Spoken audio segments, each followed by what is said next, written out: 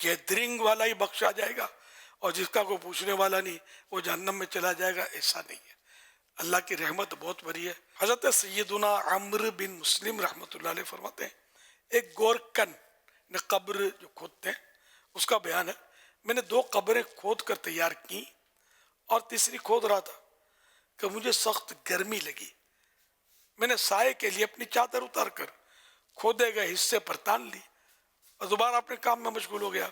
اسی اثنا میں یعنی اسی دوران سیاہی مائل سفید گھوڑوں پر 2 شخص آئے اور پہلی قبر پر کھڑے ہو گئے۔ ان میں سے ایک دوسرے سے کہنے لگا لکھو۔ اس نے کہا کیا لکھوں؟ وہ کہنے لگا 3 مربع میل لکھو۔ پھر وہ دوسری قبر پر پہنچ گئے اور کہا لکھو۔ اس نے کہا کیا لکھوں؟ وہ بولا حد نگاہ تک لکھو۔ پھر وہ اس قبر پر پہنچ گئے میں جس کے اندر موجود تھا۔ اس نے پھر کہا لکھو۔ پوچھا کیا لکھوں؟ وہ بولا 1.5 بالشت لکھو۔ بالشت اس کو بولتے ہیں، اس کی 1.5 بالشت، یہ بہت چھوٹی۔ اب میں بیٹھ کر جنازوں کا انتظار کرنے لگا تو چند افراد ایک جنازہ لائے اور پہلی قبر پر رک گئے۔ میں نے پوچھا یہ کس کی میت ہے؟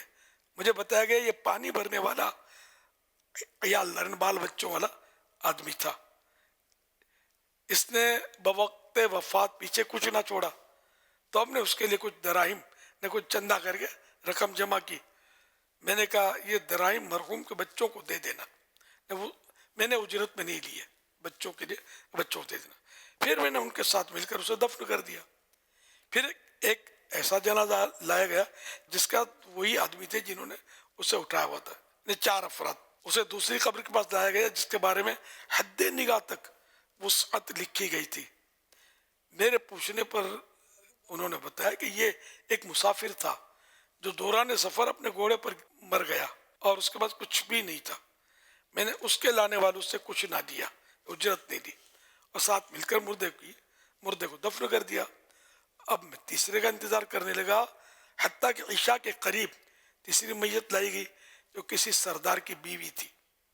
میں نے ان لوگوں سے قبر کھودنے کی اجرت مانگی تو انہوں نے میرے سر پر ضرب لگائی، مارا اور اسے دفن کر کے چلے گئے۔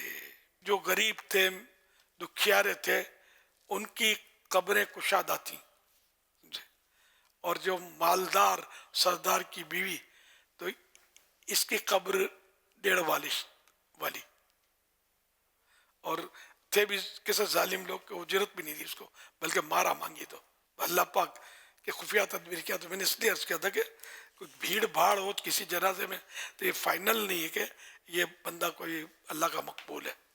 بھیڑ بھاڑ تو لیڈروں میں ہوتی ہے، غریبوں میں کم ہوتی ہے، مالداروں میں کافی ہوتی ہے بھیڑ بھاڑ۔ تو حقیقت میں تو اللہ کی رحمت سے ہی مغفرت ہونی ہے، بخشش ہونی ہے۔